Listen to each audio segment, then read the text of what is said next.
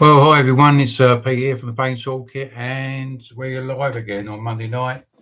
A little bit early, 2 minutes early, but who cares?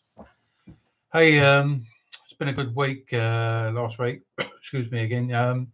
It's quite a good week last week where lots of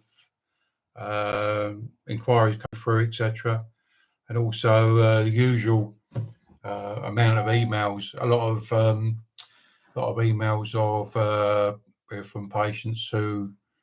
Um, Not that many sort of too angry, but still getting a few in, but they're angry with what's going on. They're having to wait and stuff like that. And yeah, there was a couple of really angry ones, but on the whole, it's people investigating, looking about, well, what is this self management all about, etc.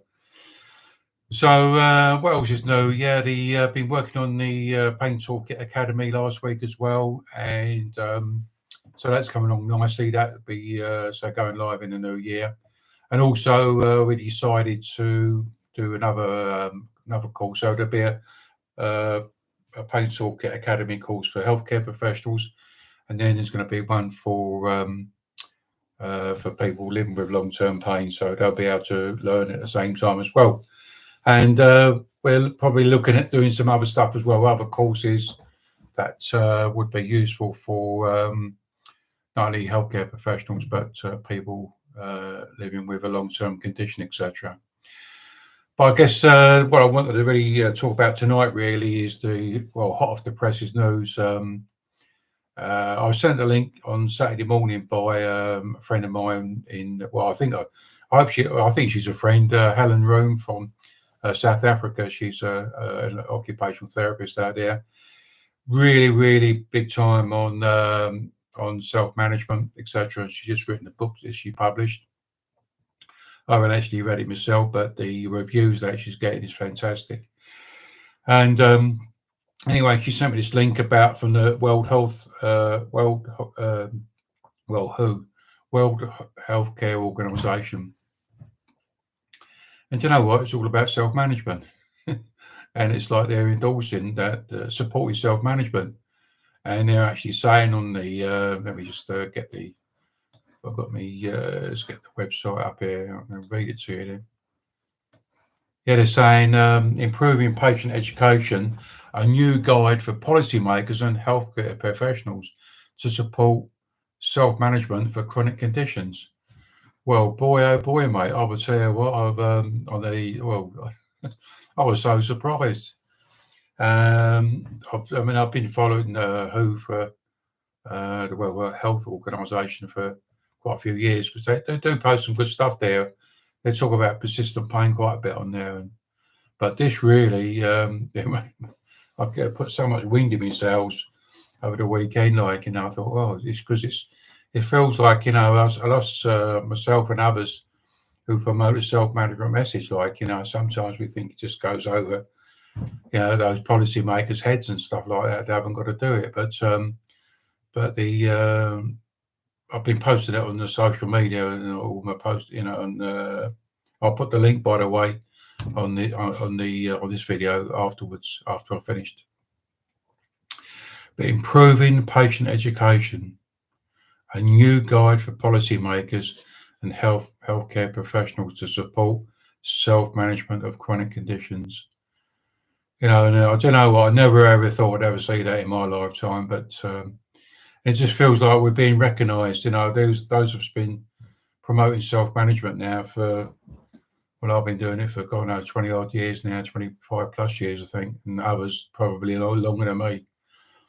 But it's really nice to be recognised, to think that, what we're doing, that's important because, hey, listen, at the end of the day, self-management, it can help with, people struggling out there got stuck in a medical model, which I keep going on about. Sorry about that, but it is true. Here in the UK, we've got a waiting list of like 18 months, 2 years and longer. I know I did some workshops for some guys over in Ireland last year. And one lady, she told me she'd been waiting 7 years to see to see a pain doctor. So I'm sure there's other waiting times else around Europe and around the world. But I've always found it. I mean, when I worked on the expert patients program. I did some local research, not separate from the national research it did, and I asked people with pain but after attending the expert patients program, which was a 6-week course for people with long-term conditions. How long did they, since being on the course, did they feel more empowered, feel like I call it get back in the driving seat, um, less need for meds, and less need to see a healthcare professional. So to me, this is always, I think I banged on about it last week actually. Why, we got all these waiting lists out there. So why, when these people are waiting to see someone, why can't they see someone to coach them about self-management, supported self-management? The problem is, there ain't many of us like me around. There's a few other coaches here in the UK, not that many. I probably count them on both hands. If I wanted to, if I would struggle actually to count 10 people on the hands there who are self-management coaches. So, no, well, I'm aware of anyway, but I know there are some institutions out there who do promote self-management, but they're very few and far between. And this is why, A&Es are jammed up. I talked to a friend of mine the other day from the gym, and I had to wait 11 hours in A&E. And so it's jammed up because if people, those of us living with long-term conditions, if we're struggling, we know it's all out of hand. The likelihood is that if the doctors are shut, then chances are, well, where else do you go but A&E?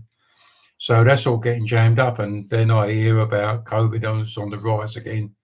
Excuse me. So really, I mean, it's hearing this news from the World Health Organization is like, to me, it's gold dust, because it'll now endorse what we've been doing, but also now these institutions out there, or like the local NHSs and stuff like that, is where they need to be promoting more self-management, getting some more self-management coaches. There are, there's plenty of us out there teaching it and stuff like that. I mean, so I do my workshops. Say in the new year, we'll have the Pain Academy up and running, etc. But there are other dudes out there doing some stuff as well. As it's going to be really nice on the academy. We're working on it. Nice, simple information, nothing too complicated. You know what? Always when I'm teaching healthcare professionals, I want or people with pain, I want them to go away. And they tell me they do. When they go away after I've been on a workshop, is I want them to go thinking, yeah, I can do this. So I don't complicate it. Keep it nice and simple. And that's what self-management is really. It's just simple information. Anyway, it's going to be a shortish Pain Toolkit live tonight, and I think I've got some questions come through actually. I'll tell you what I might do. I might, if during the week I may squeeze them in and squeeze another a live one in and answer some of the questions. But to me, the hot news was the stuff from Poe. Anyway, I hope everybody's well. Tell your buddies about the Pain Toolkit live. Send in your questions. If you're a bit brave and want to send in one while I'm on, I am actually live at 6 o'clock every Monday night. And anyway, that's it. It's a bit cold up here at the moment, a bit chilly, so I'm a bit wrapped up. So I want to get back down in the warm again. Anyway, take care, guys, and I'll see you again soon. Ciao.